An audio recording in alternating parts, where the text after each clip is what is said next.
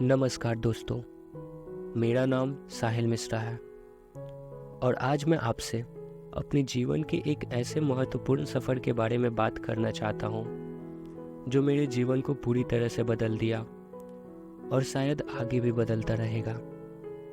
मेरा धार्मिक सफ़र भक्त से नास्तिकता की ओर, कहानी जो शायद आपको भी सोचने पर मजबूर करे। मेरा अपब्रिंगिंग एक ब्राह्मण फैमिली में हुआ। जैसा कि हर इंडियन फैमिली की तरह मेरे परिवार में भी धार्मिकता को लेकर बहुत गहरा महत्व था और मेरा ब्राह्मण फैमिली में जन्म लेना उस पे सोने पे सुहागा वाला टाइप था, क्योंकि according to Hindu scriptures society को 4 वर्णों में बांटा गया: ब्राह्मण, क्षत्रिय, वैश्य और शूद्र। और ब्राह्मण को इस सो कॉल्ड वर्ण व्यवस्था में सबसे टॉप पे रखा गया। उसके बाद क्षत्रिय, वैश्य और शूद्र।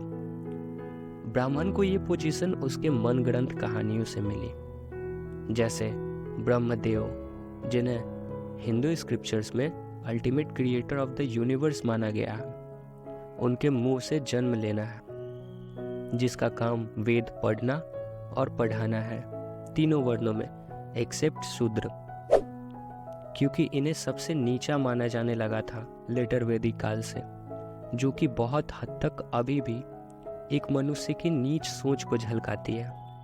बहरहाल, आज का टॉपिक वर्ण व्यवस्था नहीं, इस पर हम कभी आने वाले वीडियोस में चर्चा करेंगे। आगे बढ़ते हैं मेरे सफ़र में। तो यह स्वाभाविक रहा कि ईश्वर और रिचुअल्स में मेरा बिलीफ एकदम गहरा रहने का, क्योंकि एक बच्चे को जैसा इन्वायरमेंट मिलता है वह वैसा ही बनता है। श्रद्धा और भक्ति के साथ मैं अपने धर्म के प्रति समर्पित रहा। धीरे धीरे वक्त बीतते गए और थोड़ी मैच्योरिटी भी बढ़ने लगी, चीज़ों की समझ होने लगी। साइंस एंड टेक्नोलॉजिकल डेवलपमेंट के साथ अनेक चीज़ें मेरे नज़रों के सामने आने लगी। मेरे मन में बहुत से सवाल उभरने लगे। मुझे धार्मिक शिक्षा के विषय में और गहराई से जानने की इच्छा होने लगी। मैंने डिफरेंट रिलीजन के बारे में पढ़ना और धार्मिक ग्रंथों का अध्ययन शुरू किया, लेकिन जितनी अध्ययन करता गया उतने ही ज़्यादा सवाल उभरते गए।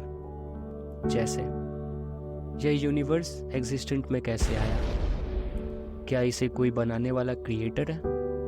तो फिर क्रिएटर को किसने बनाया? अगर क्रिएटर खुद से बन सकता है तो क्या यह यूनिवर्स खुद से नहीं बन सकता?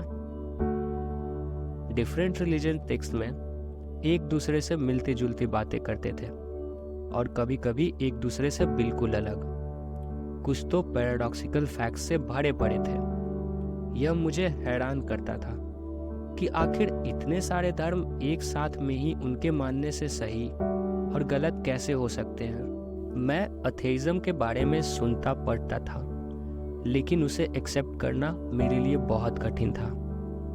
एक और religious educations and traditional believes की प्रेरणा थी और दूसरी ओर साइंस, आर्गुमेंट, प्रूफ की क्वालिटी ने मुझे भक्ति से धीरे धीरे दूर किया। एक दिन मैंने डिसाइड किया कि मैं अपनी धार्मिक आइडियोलॉजी को खुले मन से समझूंगा। धर्म को सिर्फ भक्ति और कस्टम का नाम नहीं मानूंगा, बल्कि साइंस, आर्गुमेंट्स एंड लॉजिक के साथ भी समझूंगा। और मुझे पता चला कि सभी धर्म तो अंदर से खोखली है, जाति पाति, भेदभाव से भरे पड़े हैं। इस बारे में हम एक नेक्स्ट वीडियो में चर्चा करेंगे कि कैसे। मेरा सफ़र आगे बढ़ता रहा और मैंने डिफरेंट पर्सपेक्टिव से डेप्थ में सोचा। मैं अब रिलीजियस टीचिंग के बजाय ह्यूमैनिटी, जस्टिस और इक्वालिटी के वैल्यूज़ को इम्पोर्टेंस देने लगा। सोसाइटल अवेकनिंग के डेवलपमेंट के साथ मैंने रिलीजियस वर्ल्ड की गलतियाँ और बैड प्रैक्टिसेस को भी देखा, जो कि ह्यूमैनिटी के डेवलपमेंट में कोई ऑब्स्टिकल से कम नहीं। मैं आज एक नास्तिक के रूप में खुद को पहचानता हूँ, जो बिलीव्स की इम्पोर्टेंस को डिनाई करता है और अपने जीवन की दिशा खुद डिसाइड करता है। मेरे लिए रियलिटी, साइंस एंड लॉजिक ही मेरा गाइडेंस है।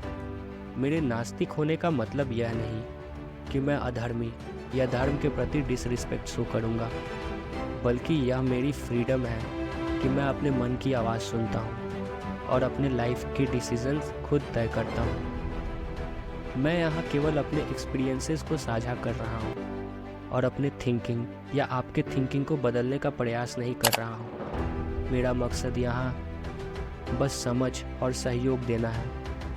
अगर आप इस सब्जेक्ट पर कुछ अपने थॉट्स देना चाहते हैं तो please do let me know in the comment section. Till then, keep questioning yourself and keep boosting up your reasoning more. Thank you.